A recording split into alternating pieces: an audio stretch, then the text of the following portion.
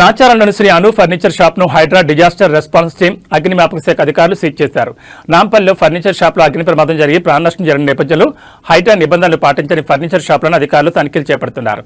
అందులో భాగంగానే నాచారంలోని శ్రీ అను furniture shop ను తనిఖీ చేసిన హైడ్రా అధికారులు అగ్నిమాపక శాఖ నిబంధనలు, జీహెచ్ఎంసీ నిబంధనలు పాటించకుండా ఫర్నిచర్ షాప్ నిర్వహిస్తున్నట్లు గుర్తించి శ్రీ అను ఫర్నిచర్ షాప్ ను సీజ్ చేశారు.